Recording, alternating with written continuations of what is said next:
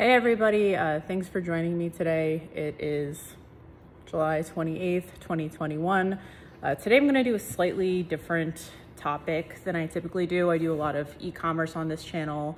I talk about, just starting a business in general and how to do things online especially.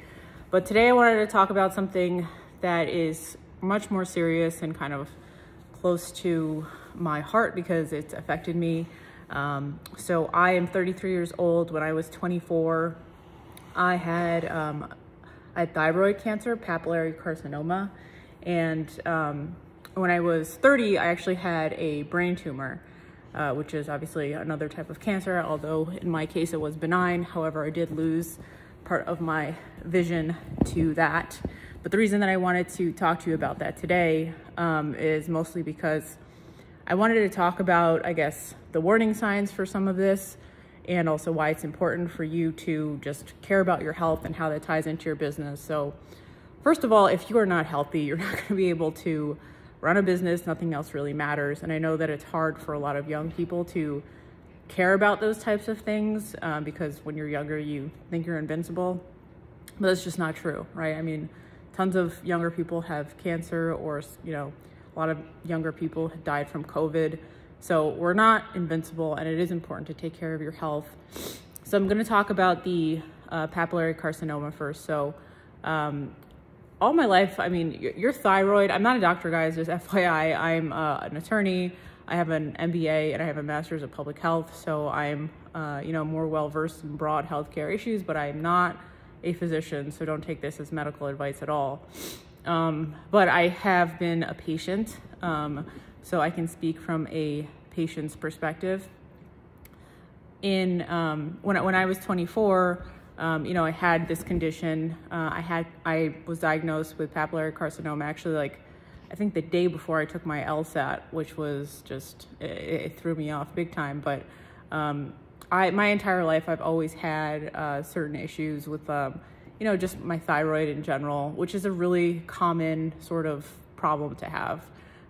Thyroid issues, like people have hyperthyroidism, hypothyroidism, Graves' disease, Hashimoto's, all those conditions are related to your thyroid. And what your thyroid does, it kind of just regulates how you're feeling, to put it really simply. So if you are feeling really lethargic, or you have a really slow or really fast metabolism, a lot of the times that has to do with your thyroid and how it's regulating your body. In my case, I always had sort of an underactive thyroid.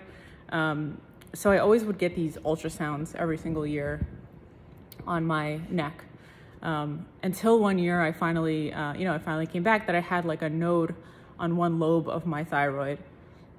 So as soon as that happened, I went to Sloan Kettering. I was treated there by a wonderful doctor named Dr. Jay Boyle.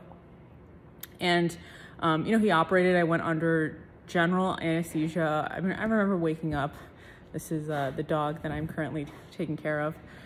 But I remember waking up and, just being super groggy. Obviously, I remember my mom and brother coming in to visit me, and then my family visiting me over the next couple of days. But I was under observation for a while. I stayed at the hospital for a few days.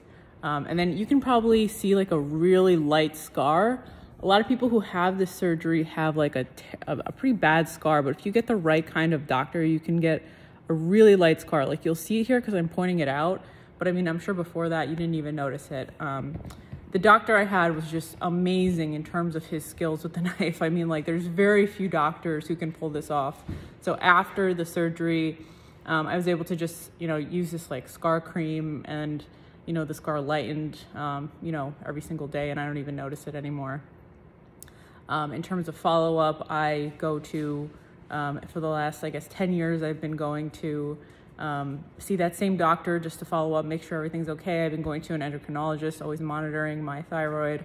And I've also been, I've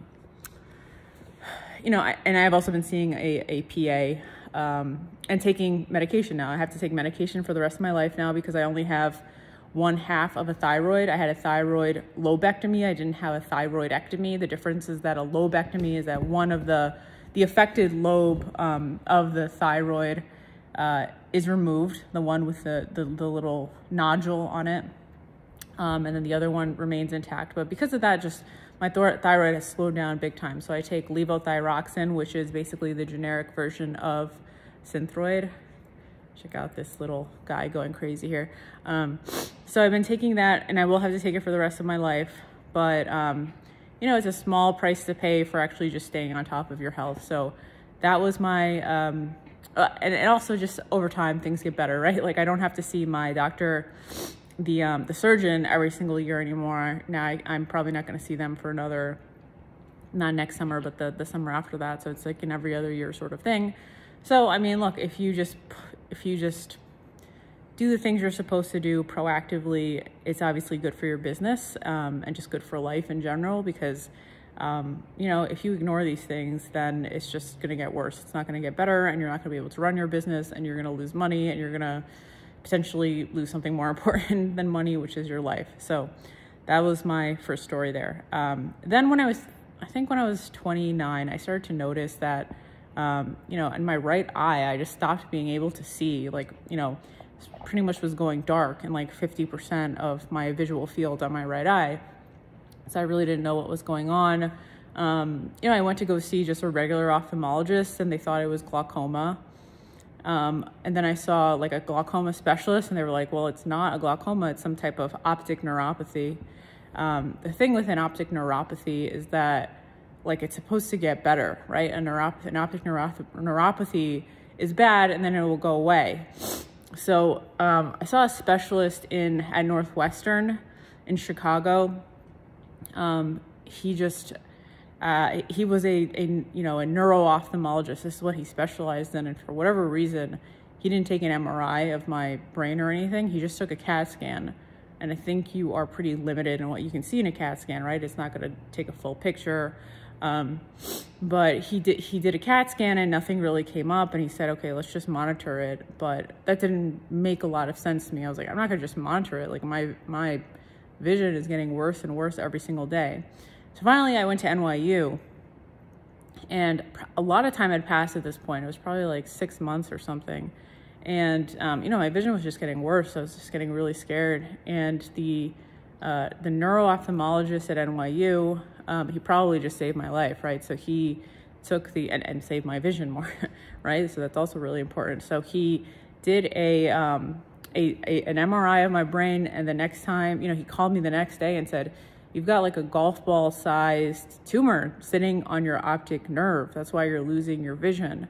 And he's like, you know, you got to get this taken care of right away, because it's going to keep growing and you're going to lose more and more vision. And, you know, or worse, right? So I immediately started interviewing just neurosurgeons mostly across New York City. I mean, New York City has the best doctors. There's other hubs, obviously, in the United States and the world that has really good doctors, but just in my experience, New York City has the best doctors in the entire world. And so I found a guy eventually named Ted Schwartz. You should all Google him. And he has a specific method of removing what I'll call a pituitary tumor, which is what I had because it was sitting on my right optic nerve. So he basically went in through my nose. I went with this guy as a doctor. He's the only guy who made me feel really comfortable. He knew exactly what he was doing. He worked alongside like an ENT surgeon. So the ENT surgeon built like a passage through my nose, and they just went up through my nose, took out the tumor, and I got a little bit of my vision back. It's not all back on my right eye. So my right eye, I'm really dependent on my left eye, but my right eye is just not as good with my vision. Something really scary happened during that surgery though, or after that surgery. Anesthesia has different impacts on people, and I got super nauseous. And I threw up, which is really bad because, there's all this packing in there after, it's very sensitive because you just had brain surgery. So, it basically like dislodged whatever packing was there, and I like went completely blind in my left eye, temporarily. And so I started like screaming in the recovery room, and they had to rush me in to do another surgery to just, replace that and get like the vision in my left eye back. So, after that, I recovered fine. I gave everybody a scare, including myself. and I recovered in the ICU for like a week. And then everything kind of went back to just life as we know it. I rehabilitated for a while. The recovery was not as bad as if they, chopped open my head, which is what happens in a lot of these circumstances. But, every single year I go back and I get like an MRI to just see if the tumor is growing back, and thankfully it has not grown back. But the reason that I'm talking about this today is because I have met so many people since my surgery who also have had a brain tumor or know someone who's had a brain tumor. And I wish that I could have Googled at the time when I was going through this. I wish I could have Googled like losing vision, and this video comes up that tells me, hey, you probably have a brain tumor, which is why you're losing vision drastically in your right eye for no explainable reason. But nothing like that did come up, right? I mean, I just feel like there's not enough information out there, and maybe endocrine, like a lot of just eye doctors, ophthalmologists, they don't really point you to this, which is really confusing to me. But sometimes the patient knows best, right? Sometimes, like, you're living with the condition and you're responsible for seeking your own care. So I've met people who even ended up going to Dr. Schwartz. They're my age or younger or older. I mean, it just runs the gamut in terms of who is affected by this. They call this type of tumor on your brain like a bad luck tumor, right? There's nothing you really did to develop this, but that's the only message I wanted to get across, that you really have to care about your health if you are running a business on your own. Like, I know day to day you get caught up and you think like everything in front of you is really, really important, but it's not compared to just what's going on with your body. And if your body is telling you something, like in my case, I was just going blind in my right eye, it probably is telling you to pay attention and to just prioritize your health before everything else. So sorry for like the somewhat serious video today, but I thought that this was an important topic to cover with you guys. And I really appreciate everyone who is liking and subscribing and commenting and reaching out and just letting me know that you enjoy this content. If there's anything else that I can do for you ever to to hopefully create some sort of impact on your life or help you with anything, just reach out on the comments. You can also reach me by email. I respond to basically everybody. But yeah, thanks so much for joining me today, guys. Have a great day.